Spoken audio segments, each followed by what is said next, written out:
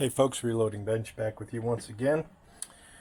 The continuation of the 366 Shotshell loader by Hornady. And it's been a while since I've made a video because over the last week I've been, well, I wouldn't say back and forth. My last video I talked about some of my disappointments in receiving the press, some cosmetic stuff as well as some broken parts, and called Hornady the next day, and I'll do a separate video on that for completeness sake in how we've addressed everything, and I'll save that for that video. So in the meantime, I had ordered some parts and they have recently arrived. So let me show you what I think I want to do. You had seen this plate in a previous video, and this is just the standard inline fab plate that will mount into the mobile press, and then in theory this Shotshell loader would sit on top of the press, in the mobile press stand, and then I would move it at will and put it wherever when not in use. And that was going to be that. But things are never that easy, clean, and simple. In looking at this particular loader, you'll notice that the completed shell casings, cartridges, shells, hulls, whatever you want to call them, drop right here through this hole.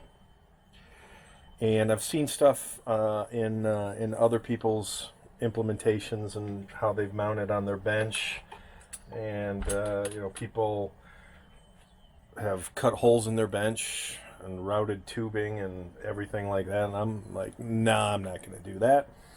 And when I think about it, with this plate on the mobile press stand, that might just fall off the back of the press stand, that finished hull. So then I was poking around online, and I found, and I love homemade stuff, I found something completely by accident that I thought, hey, this is pretty cool stuff. And it's these aluminum stands.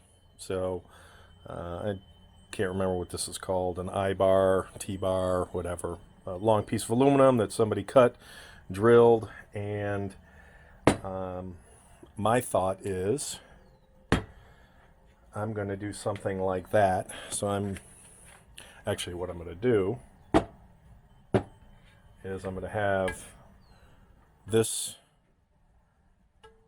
plate, I'm going to mount these to the plate like that, and for flatness sake I'm going to take these out of the way because this won't sit flat because of the screws. But assuming that that is mounted to the plate so that it doesn't move, my intent is to then mount the press to these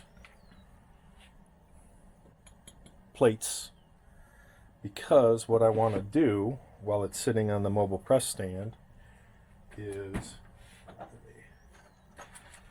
I have it sitting over here. My idea is to have a little basket, a little whatever under here, kind of like this. Same concept, catching the primers, catching the hulls. I mean, you're not going to make them in such, I'm not going to make them in such rapid fashion that this would fill up very quickly. But I thought that was an interesting way to address the problem of the hulls coming out of the back of the chute here, and being able to catch them without doing anything really funky or more metal work to the mobile press stand. It just seemed like this would be a simple fix. And then what I thought I would do is I've got, this space in here This is almost a 1/4 inch thick, just shy of a 1/4 inch. I'll probably put a piece of oak wood, maybe put a Hornady sticker on there, do a little nice finish, lacquer finish, so that this is essentially a smooth surface, as opposed to right now it's a little janky. But that's the plan, so that this basket would then sit in there very, very gracefully. I have not decided what I want to do. I've partially decided, so I'm going to do one of two things. Let's put it that way.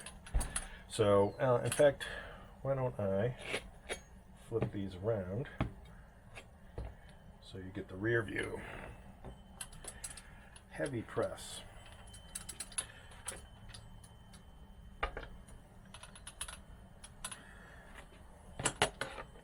So, completed hull comes out. Actually, can you see that? Where's my hand? Yep. Completed hull comes out. Drops here. Hopefully this won't be weighted to the point where it falls, but even if it were to fall forward, looks like it's long enough. That's the working idea right now, is to have something sticking out. Maybe I need a longer one of these. I've heard that before. Maybe I need something a little bit different in size, so that when the hull comes out, it'll drop in here. But that's the idea. I like the fact that the press has a little bit of height. I do have a couple of the Inline Fab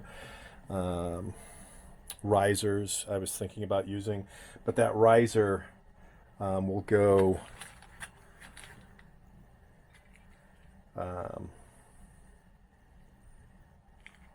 probably, actually I don't know, the riser might work too. So I'm either going to do this or an Inline Fab riser, but I'm leaning more towards this because I like the fact that it was something different, a little bit unique, and the red is kind of driving me a little bonkers. So I'm going to either paint it. I went and got what I think is probably the closest to Hornady red, which is Regal red, based on what I've read online. I mean, they're close, maybe exact, who knows. This has a little deeper finish, maybe closer, who knows.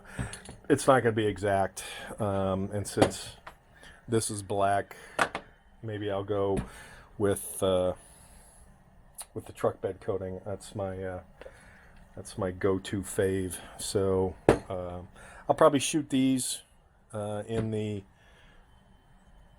Regal red. As a matter of fact, what I think I probably will do, now that I'm looking for it on my bench, is, I've done this before. In fact, let me get a cloth to wipe this off so you can see a little better, because this is a great example. I think I've done this for previous projects where I couldn't decide on the color scheme. So yeah, this is the hammer tone red that the mobile press stand is painted in. This is a hammer tone black. This is some kind of, I don't know if that's that red or not, which is kind of, we'll see, different than these. So what I'll do is I'll just flip this over, maybe shoot this with some primer, or you know what, maybe I'll, yeah, I know I've got a couple pieces of this steel somewhere, so maybe I'll grab another piece, shoot it with primer, and then hit it with this Regal red before I actually do anything with these, because if I don't like, wow, that paint comes off easy. If I don't like how the red turns out, it's gonna go truck bed black. So more to come in that space. Stay tuned. Back from the paint booth, and as you can see, all right, here's my control sample, and in the natural light, these may not look, I mean, you can see there's shades of difference. Hopefully that should stand out. And this is off an old lock and load, and that's pretty darn close. And if I turn this over to the press, it is really, really, really, really close. Closer than these. So I'm going to go ahead and shoot these in this red. I marked right bottom, left bottom. The little dots from my rubber mat probably help. And I'm not worrying about painting the top, and I'm not worrying about painting the bottom. But I'll tell you what, I am darn sure gonna try and get rid of, like, I don't know if you can see that, the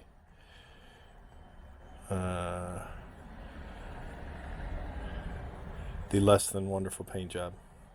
So I'll see if priming that takes care of that. If not, then a little cleaning. More to come.